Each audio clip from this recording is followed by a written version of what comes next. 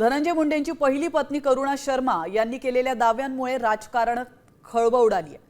पुढील 4 महिन्यात धनंजय मुंडेंची आमदारकी रद्द होणार आहे असा दावाच करुणा शर्मा यांनी केला।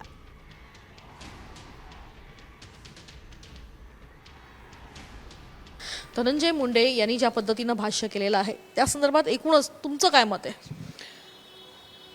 माझं एकच मत आहे की धनंजय मुंडेंनी जे सांगितलेलं आहे की खरंच जो आधार होता, जे खरंच आधार होता, ज्यांनी खरंच आधार दिला त्या लोकांना तुम्ही जेलमध्ये टाकताय आणि ज्यांनी तुमच्यासोबत कट कारस्थान रचले त्यांना तुम्ही म्हणताय त्या आधार दिला। आता तुमचा आधार आहे तो लोकांना हे कळलं पाहिजे की कधीही हे राजकारणी लोक, मोठे राजकारणी लोक दुसऱ्या लोकांना काहीही त्यांचे त्यागची, त्यांची काहीही व्हॅल्यू नाही असते। 2019 साली जसं आपण म्हणालात की त्यांना राक्षस म्हणून उल्लेख केलेला होता, पण आता धनंजय मुंडे म्हणतात की माझ्यासोबत माझी खंबीर ताई उभी आहे, मंत्रिमंडळात मी नसलो तरी ती स्वतः आहे, त्याच्यामुळे न्याय देईल।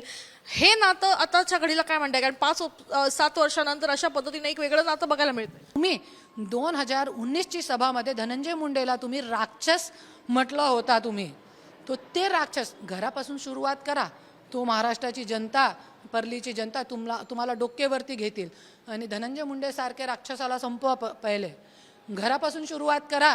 ज्यांनी स्वतःची बायकोला, मुलाबाळाला रोडवरती सोडला आणि बाजारू महिलांना घरामध्ये आणलं, त्याचा काय काय परिणाम घडलेला आहे आज घरामध्ये, परलीच्या घरामध्ये, धनंजय मुंडेच्या स्वतःच्या घरामध्ये काय काय परिणाम घडलेला आहे मी सांगितलेलं नाही अजून।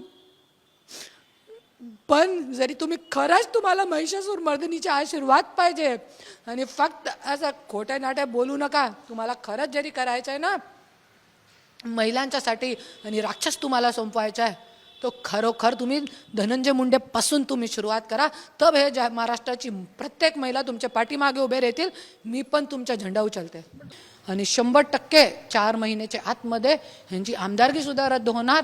आणि मी नाही म्हणते की मला राजकारण पण नको आहे, पण जे व्यक्तीने केलेला आहे असं घाणेरडा कृत्य, आज त्या धनंजय मुंडेला बघून त्यांचे कार्यकर्ता, माझ्याकडे व्हिडिओ रेकॉर्डिंग आहे महिलांना ह्यांचे कार्यकर्ता पण महिलांना त्रास देत आहे, 2-2 लग्न करून सोडून जात आहे।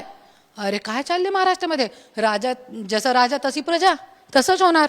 त्याच्यासाठी मी आज लढत आहे आणि मी गप्प बसणार नाही। कॅमेरा पर्सन नितीन वैदेही काणेकर, साम टीव्ही न्यूज, मुंबई।